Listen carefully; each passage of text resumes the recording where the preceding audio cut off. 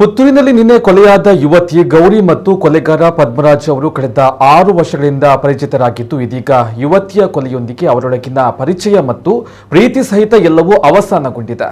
ಮೃತ ಯುವತಿ ಗೌರಿಯ ಮೃತದೇಹದ ಮರಣೋತ್ತರ ಪರೀಕ್ಷೆಯನ್ನ ಇಂದು ಮಂಗಳೂರಿನ ವೆನ್ಲಾಕ್ ಆಸ್ಪತ್ರೆಯ ಶವಾಗಾರದಲ್ಲಿ ನಡೆಸಿ ಬಳಿಕ ಮೃತದೇಹವನ್ನು ಕುಟುಂಬಸ್ಥರಿಗೆ ಹಸ್ತಾಂತರ ಮಾಡಲಾಯಿತು. ಈ ಸಂದರ್ಭದಲ್ಲಿ ವೆನ್ಲಾಕ್ ಆಸ್ಪತ್ರೆಯ ಆವರಣದಲ್ಲಿ ಅಧಿಕ ಸಂಖ್ಯೆಯಲ್ಲಿ ಜನರು ಸೇರಿದ್ರು. ಪ್ರಕರಣದ ಕುರಿತಂತೆ ಜಿಲ್ಲಾ ಎಸ್ಪಿ ರಿಷಂತ್ ಸಿಬಿ ಅವರು ಮಾಧ್ಯಮಗಳಿಗೆ ಮಾಹಿತಿ ನೀಡಿ, ಗೌರಿ ವಿಟ್ಲದ ಶಾಲೆಯಲ್ಲಿ 9ನೇ ತರಗತಿಯಲ್ಲಿ ಕಲಿತಾ ಇದ್ದ ಸಂದರ್ಭದಲ್ಲಿಯೇ ಪದ್ಮರಾಜನ ಪರಿಚಯವಾಗಿತ್ತು. ಪರಿಚಯ ಕ್ರಮೇಣ ಪ್ರೀತಿಗೆ ತಿರುಗಿತ್ತು. ಈ 6 ವರ್ಷಗಳ ಅವಧಿಯಲ್ಲಿ ಮಧ್ಯದಲ್ಲೊಮ್ಮೆ ಅವರೊಳಗೆ ಭಿನ್ನಾಭಿಪ್ರಾಯ ಹುಟ್ಟಿಕೊಂಡಿತ್ತು.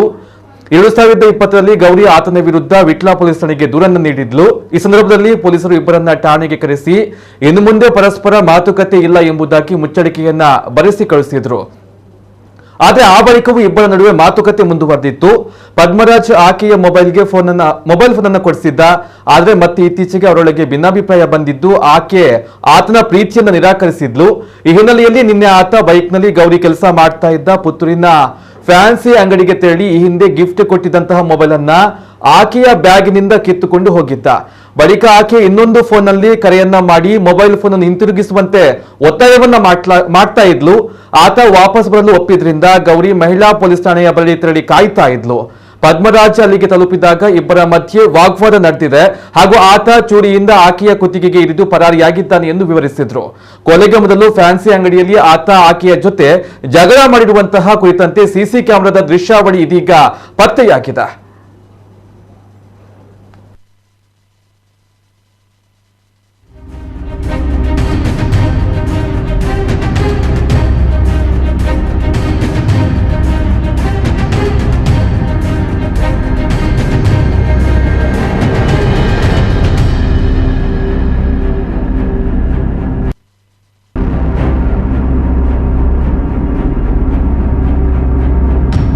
ನಿನ್ನೆ ಸುಮಾರು 1:55ಕ್ಕೆ ನಮ್ಮ ಮಹಿಳಾ ಪೊಲೀಸ್ ಸ್ಟೇಷನ್ ಪಕ್ಕದಲ್ಲಿ ಪುತ್ತೂರಿನಲ್ಲಿ ಗೌರಿ ಅನ್ನೋ ಒಂದು 18 ವರ್ಷದ ಹುಡುಗಿಗೆ ಒಬ್ಬ ಚಾಕುವಲ್ಲಿ ಕತ್ತತ್ರ ಕುಯ್ದು ಓಡ್ ಹೋಗಿರ್ತಾನೆ.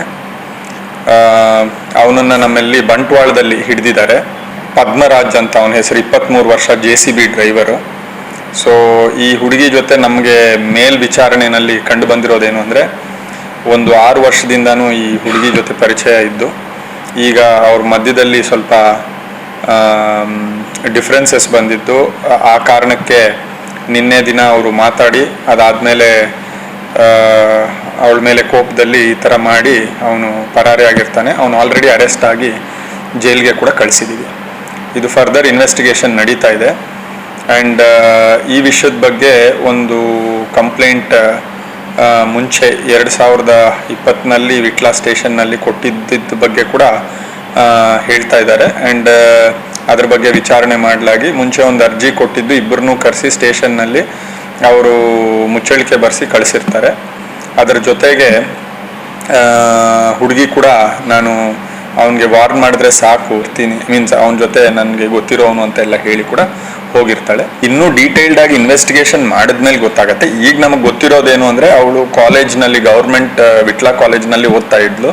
ಸೊ 9th ಸ್ಟ್ಯಾಂಡರ್ಡ್ನಲ್ಲಿ ಓದ್ತಿರ್ಬೇಕಾದ್ರೆ, ಆಗಿಂದ 6 ವರ್ಷದ ಹಿಂದ್ಗಡೆ ಏನು ಅವಳು ಆಗ 9th ಸ್ಟ್ಯಾಂಡರ್ಡ್ನಲ್ಲಿ ಓದ್ತಿದ್ಲು, ಆಗಿಂದ ಕೂಡ ಇವನಿಗೆ ಪರಿಚಯ ಇತ್ತು ಅನ್ನೋದು ನಮ್ಮ ತನಿಖೆಯಲ್ಲಿ ಇಲ್ಲಿವರೆಗೂ ಕಂಡು ಬಂದಿದೆ. ಸೊ ಒಂದು 3 ವರ್ಷದ ಹಿಂದ್ಗಡೆ ಒಂದು ದೂರು ಬಂದಿತ್ತು. ಅದ್ರ ಬಗ್ಗೆ ಇಬ್ಬರನ್ನೂ ಕರೆಸಿ ಅವ್ರಿಗೆ ಅವರ ತಾಯಿನೂ ಕೂಡ ಕರೆಸಿದ್ದಾರೆ ಆ ಟೈಮ್ನಲ್ಲಿ. ಸೊ ಆ ಹುಡುಗಿನ ತಾಯಿನ ಮತ್ತು ಈ ಹುಡುಗನ್ನ ಕರೆಸಿದಾಗ, ಇನ್ನು ಮುಂದೆಗೆ ನಾನು ಅವಳಿಗೆ ಮಾತಾಡ್ಸಕ್ಕೆ ಹೋಗಲ್ಲ ಅಂತ ಅವನು ಬರೆದು ಕೊಟ್ಟಿದ್ದಾನೆ, ಪ್ಲಸ್ ಅವಳು ಕೂಡ ಅದೇ ಥರ ಬರೆದು ಕೊಟ್ಟಿದ್ದಾಳೆ. But later again they were in contact with each other. So ಅದು ಬಂದು ಆಗ ಫೋನ್ ಮಾಡ್ತಿದ್ದ, ತುಂಬ ಹರೇಸ್ ಮಾಡ್ತಾನೆ ಫೋನಲ್ಲಿ ಅನ್ನೋದಿದೆ ಅಂತ ಹೇಳ್ತಿದ್ರು.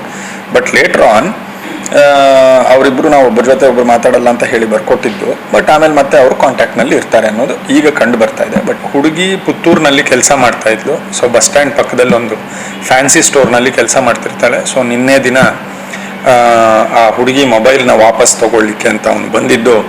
ಆ ಮೊಬೈಲ್ ಕಿತ್ಕೊಂಡು ಹೋದಾಗ ಅವನಿಗೆ ಬೇರೆ ಯಾರ ಜೊತೆನೋ ಆ ಹುಡುಗಿಗೆ ಸಂಬಂಧ ಇದೆ ಅಂತ ಡೌಟ್ ಮೇಲೆ ಅವಳನ್ನ ಮತ್ತೆ ಕಾಂಟ್ಯಾಕ್ಟ್ ಮಾಡಿ ದೇವಸ್ಥಾನದ ಹತ್ರ ಏನು ಮಹಾಲಿಂಗೇಶ್ವರ ದೇವಸ್ಥಾನ ಇದೆ, ಅಲ್ಲಿ ಕರೆದು ಅದಾದ್ಮೇಲೆ ಅಲ್ಲಿ ಭೇಟಿ ಮಾಡಿದಾಗ ಅದ್ರ ಬಗ್ಗೆ ವಾಗ್ವಾದ ಆಗಿ ಈ ತರ ಮಾಡಿದ್ದಾನೆ ಅಂತ ನಮಗೆ ಮೇಲ್ ತನಿಖೆಯಲ್ಲಿ ಕಂಡು ಬಂದಿದೆ. ಫರ್ದರ್ ಇನ್ವೆಸ್ಟಿಗೇಷನ್ ನಡೀತಾ ಇದೆ.